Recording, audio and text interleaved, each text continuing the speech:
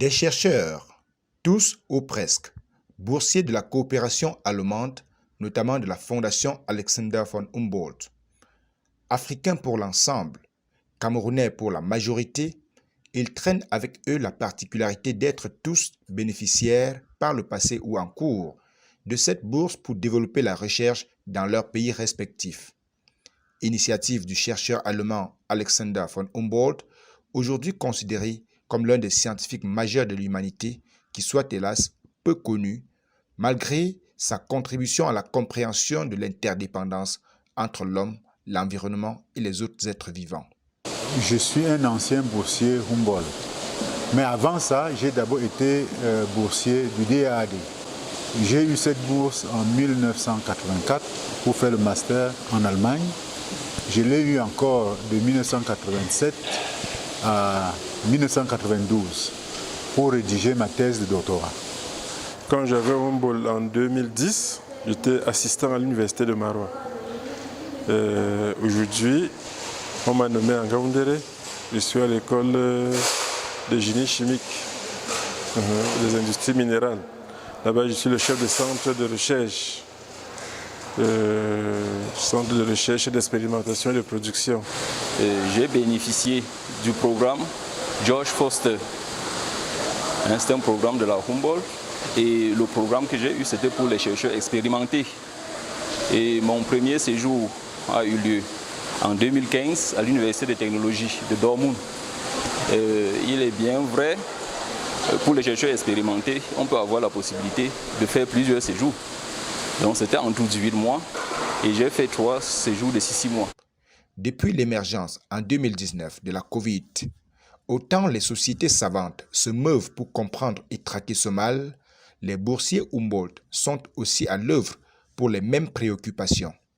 La conférence des 20, 21 et 22 octobre 2021 à Tchang aura été le vrai strapontin sur ce campus de la dynamique collective, donnant ainsi la voie aux chercheurs de croiser le verbe sur une thématique commune de l'humanité. Quel était l'objectif essentiel de ce colloque? Comment recadrer le monde dans cette période, dans la période post-Covid?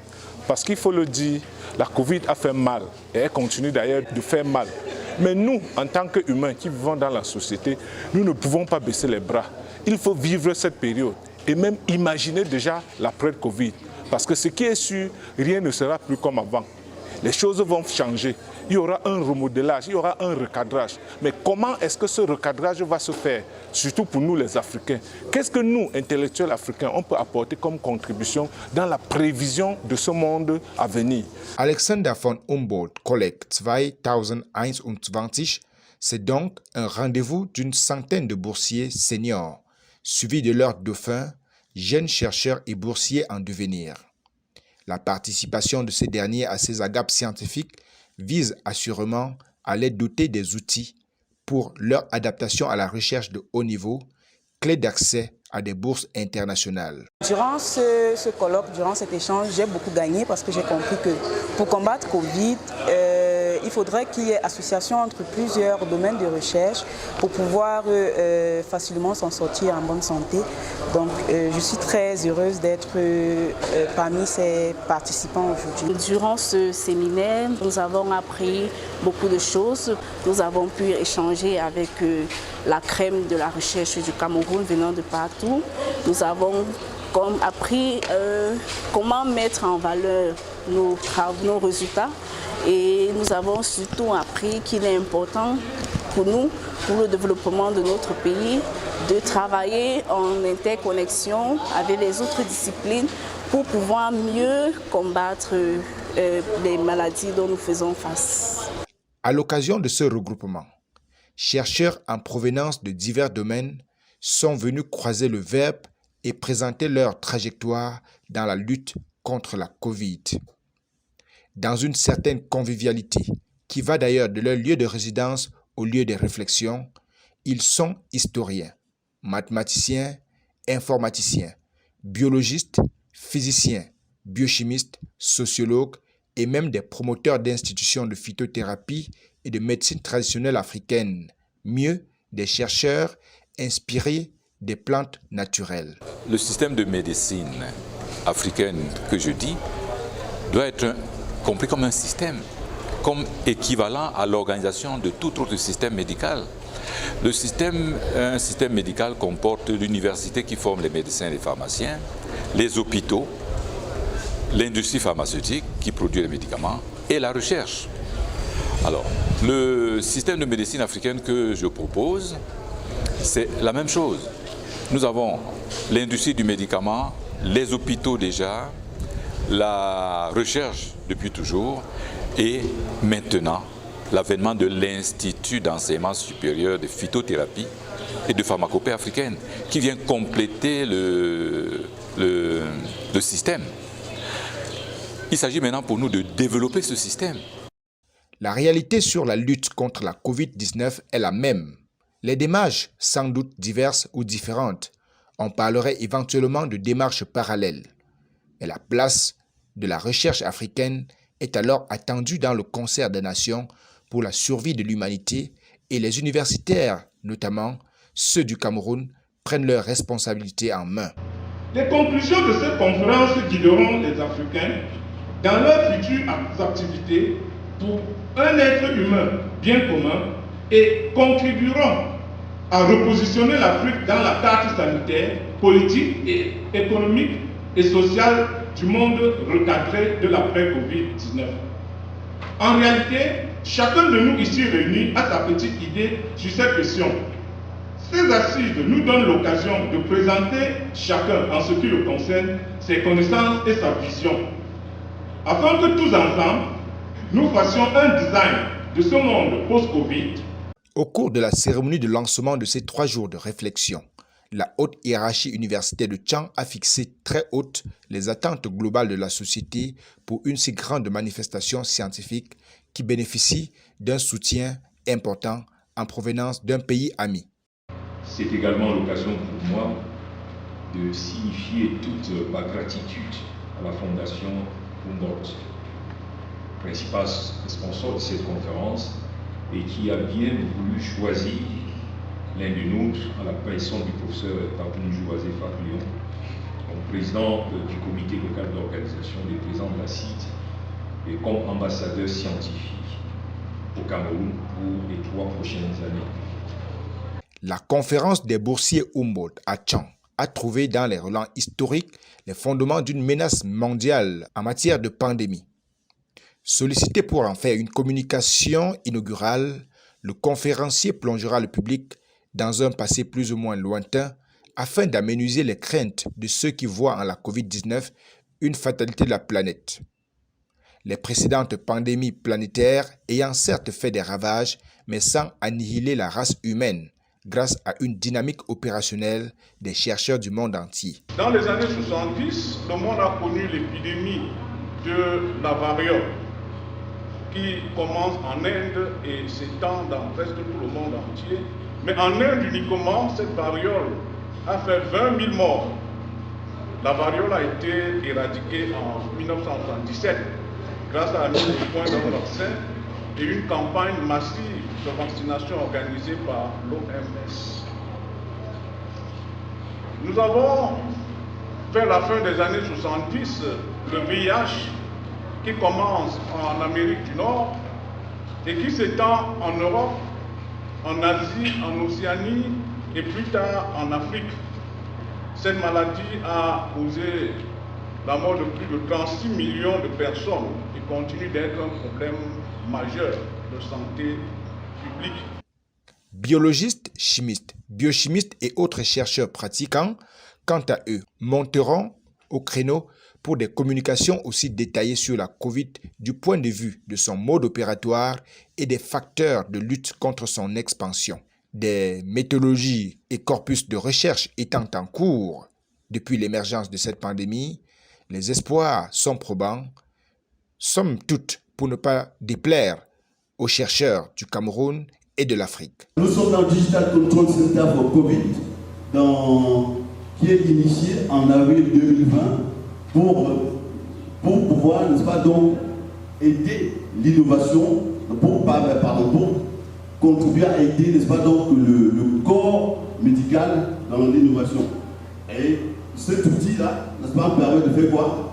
Donc, de contribuer à la validation de certains résultats et également à la personnalisation. Donc en fait, la question qui revient, c'est l'adaptation de ce qui existe, l'amélioration de ce qui existe.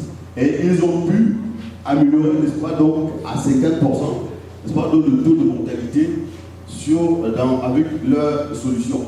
Et de l'autre côté, ça, vous regardez donc les hommes ultra connectés, les robots, les drones au Rwanda, pas loin de chez nous. Au Rwanda, la livraison des médicaments dans les zones de déficit d'accès avec les drones, ben, c'est déjà une réalité. Également chez nous, peut-être que les applications ne se font pas très faciles. Les montres connectées qui peuvent, n'est-ce pas, donc, nous aider à améliorer ou à surveiller notre état de santé, c'est déjà, et ça existe déjà. Dans ce chassé-croisé de 3 jours, 53 présentations, dont une vingtaine sur les plantes médicinales, mais les débats houleux sur la relation entre la médecine occidentale et la médecine africaine. L'Afrique doit cesser de croire que la médecine, ce n'est que la médecine conventionnelle et que son rôle et le rôle de ses savants, c'est de proposer des médicaments à intégrer dans le système de médecine occidentale qui est dominant chez nous. C'est complètement faux. L'Afrique doit avoir son propre système de médecine endogène. Il est question pour les Africains eux-mêmêmes de comprendre qu'eux, ils ont un avantage qu'ils peuvent tirer de cette situation qui se pose. Alors, et vous vous êtes rendu aussi compte que il y a eu un foisonnement de substances, de produits à base de plantes naturelles. Alors, et ça se trouve chez nous. C'est notre matière première. Donc, nous pouvons, dans cette réorganisation du monde qui va se faire bientôt, trouver notre place grâce à cette pandémie qui s'est installée. Pour ces chercheurs et leurs dauphins, argument à l'appui, la recherche africaine a fait ses preuves dans la bataille contre la Covid, maladie d'ailleurs venue de manière inattendue. Mais alors, la recherche africaine ne compte pas s'arrêter en si bon chemin. L'une des raisons pour lesquelles de pareilles collectes sont organisées, c'est permettre la communion entre les seniors scientistes et les juniors que nous sommes. Une façon pour eux, n'est-ce pas, de passer le flambeau. Et nous croyons que si l'accompagnement dont nous bénéficions d'eux, n'est-ce pas, continue, nous serons évidemment à même d'assurer le rôle qui est le leur aujourd'hui. Et pourquoi pas faire un peu plus en ce sens où il est temps pour les chercheurs africains de commencer à faire la recherche, non pas pour la recherche ou non plus pour la recherche, mais de faire la recherche pour le développement local, voire général du Cameroun. Ça a été un immense plaisir pour moi d'assister à ce colloque parce que j'ai eu à échanger avec des pairs, des camarades, des seniors et des présentations multiformes nous ont apporté beaucoup sur le plan scientifique. Et nous avons eu à prendre, nous avons eu des présentations sur le Covid, comment est-ce qu'on peut reconstruire notre Afrique après le Covid, parce que le Covid a été une pandémie qui a touché le monde. Il était important de trouver des stratégies, comment pallier à ce Covid-là. Et avec les présentations multiformes qu'on a reçues, je pense que cela nous a édifiés et va peut-être nous permettre à voir comment faire avancer l'Afrique. Jean Alexander von Humboldt Collect 2021 aura été un véritable régal pour ces savants qui font la fierté de l'Afrique. Nombreux qui y sont passés déblaient en tout cas la route pour les plus jeunes en dévoilant en permanence les critères d'éligibilité pour stimuler ces novices. J'ai été nommé ambassadeur scientifique de la Fondation Humboldt en 2014 et en 2017, le président de la Fondation Humboldt a renouvelé le mandat et j'ai travaillé donc durant ces 6 ans. J'ai été Humboldtien une fois déjà ici. Donc entre une ou deux choses qui concernaient l'administration, entre les enseignements, j'ai aussi fait la recherche et je suis reparti en Allemagne en 2005 et 2006 parce que j'ai pris la formule sandwich. Je ne pouvais pas aller pour longtemps, vu mes responsabilités sur place. Je suis d'abord allé dans un premier temps pour finaliser la thèse de doctorat que j'avais rédigée, la thèse d'habilitation, je me reprends, que j'avais rédigée non seulement avec l'aide de l'Université de Caen, mais aussi avec l'aide d'autres organisations scientifiques en Allemagne, comme la fondation Schiller, comme le DAD, et donc avec la bourse de Humboldt, la fondation Humboldt, j'ai donc parachevé cette formation. J'ai déposé la thèse la thèse d'habilitation en 2005. Je suis reparti soutenir. Non, j'ai déposé en 2004. Je suis allé en 2005 la soutenir avec les moyens de la fondation Humboldt. Je suis reparti en 2006 pour terminer la dernière tranche de ma bourse qu'il fallait consommer et finaliser même le travail de recherche que j'avais rédigé. Je suis un ancien de la Humboldt, donc je suis un Humboldtianer, comme on le dit en allemand. Et j'ai eu la bourse en 2007, je crois que c'est 2007-2009, 2 ans d'affilée. Ça s'est très bien passé, c'était une expérience inoubliable parce que j'avais beaucoup de facilité pour faire la recherche dans mon domaine de spécialisation qui est la linguistique africaine. Donc j'avais à ma disposition de l'argent pour faire la recherche, pour voyager, les bibliothèques et vraiment toutes les facilités que vous pouvez imaginer pour faire une bonne recherche. Voilà. Donc je suis rentré en 2009 et j'ai continué à travailler avec le réseau. J'ai continué à repartir en Allemagne dans le cadre de ce qu'ils appellent la réinvitation. Donc comme le collègue l'a dit, je crois que c'était hier, on est Humboldtien à vie. C'est-à-dire que quand tu es Humboldtien une fois, tu l'es à vie. Et leur slogan c'est Einmal Humboldtianer, immer Humboldtianer. Voilà. Quand j'avais Humboldt en 2010, j'étais assistant à l'université de Maroua. Pendant mon séjour, j'étais aussi chanceux parce que je suis allé à Göttingen chez le professeur Latch. Il était retraité. Il y a le vieux matériel que j'ai envoyé au Cameroun. C'est avec ça que j'ai constitué mon laboratoire de recherche à Maroua. Il y avait ça. Sans ça, je ne devais pas travailler au Cameroun. Or, depuis le retour, je suis à Maroua avec ce matériel et avec le Return Fellowship, ça nous permet d'acheter les solvants ou de travailler avec des étudiants. En effet, dans le cadre de la coopération internationale, les bourses scientifiques en provenance d'Allemagne sont loin de se limiter à l'offre Alexander von Humboldt. La rencontre de Caen aura alors mis en relief l'Agence allemande de coopération culturelle et scientifique DAAD pour la gouverne des jeunes chercheurs aspirant à des opportunités de bourse de mobilité scientifique. One of the main tasks of the DAAD is to promote science in Germany, and therefore there are a lot of programs where students, graduated and postdoctoral students, even professors, can apply for scholarships. You can find most of the information at the website www.fundingguide.com.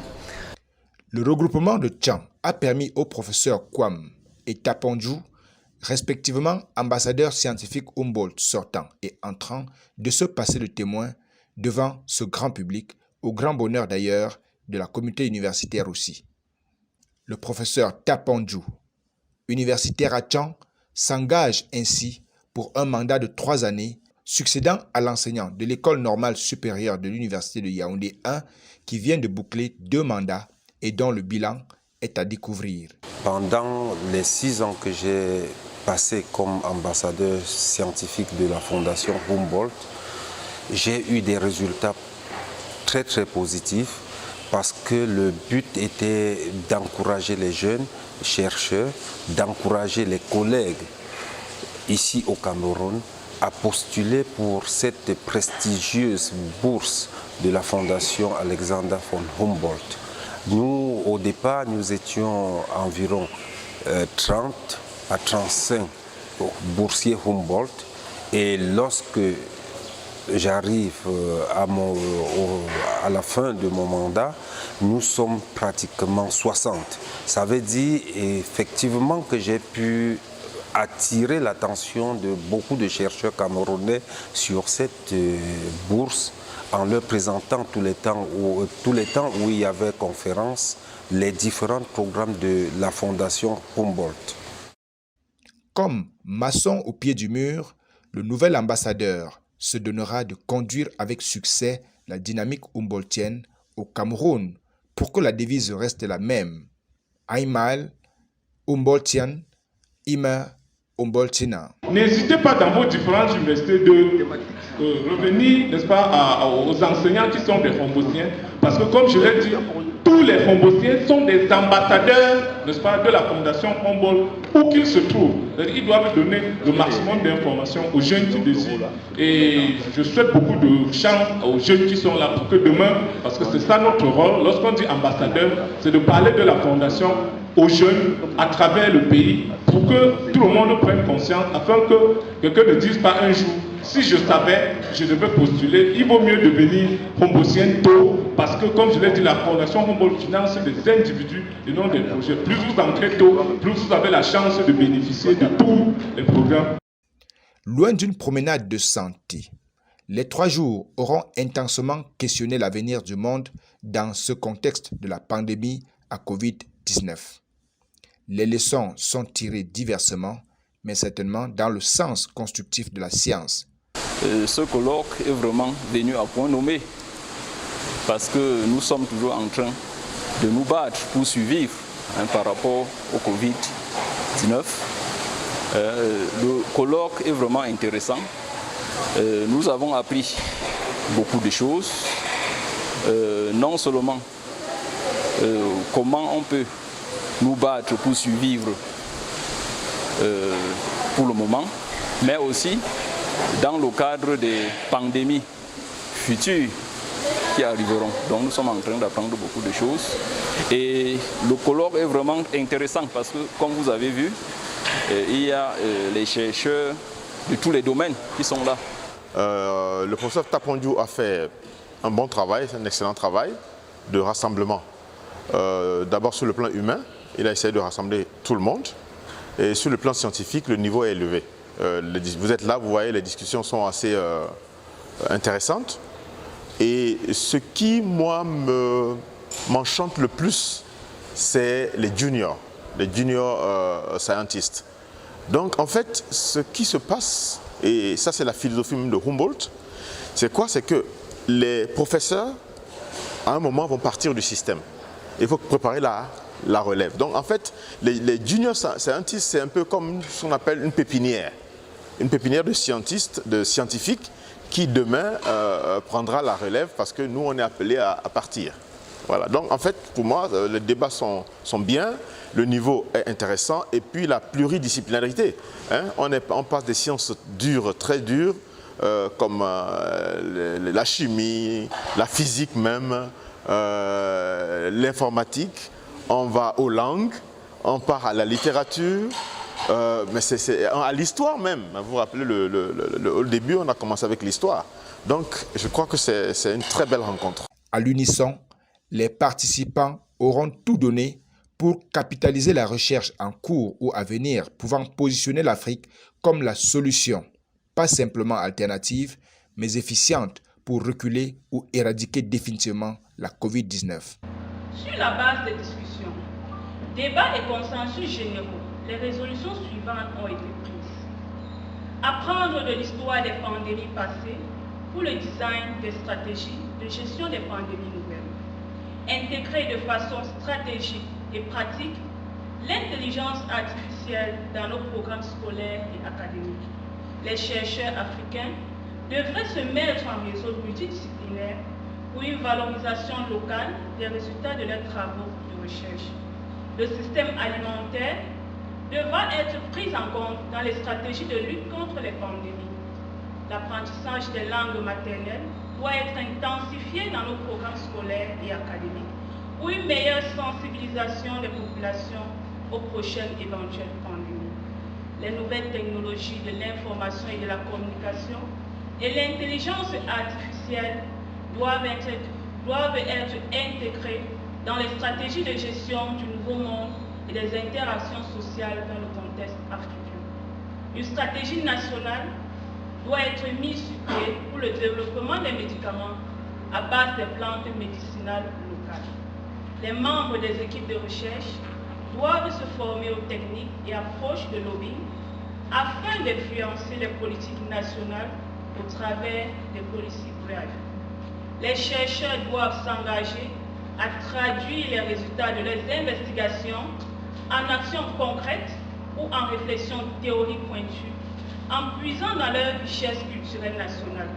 Pour cela, ils doivent croire à leur capacité à solutionner nos problèmes, mettre l'accent sur la corrélation entre la connaissance et les applications pouvant améliorer le vécu de nos populations, prendre conscience que la véritable réussite est la mise à disposition des connaissances au profit de la population.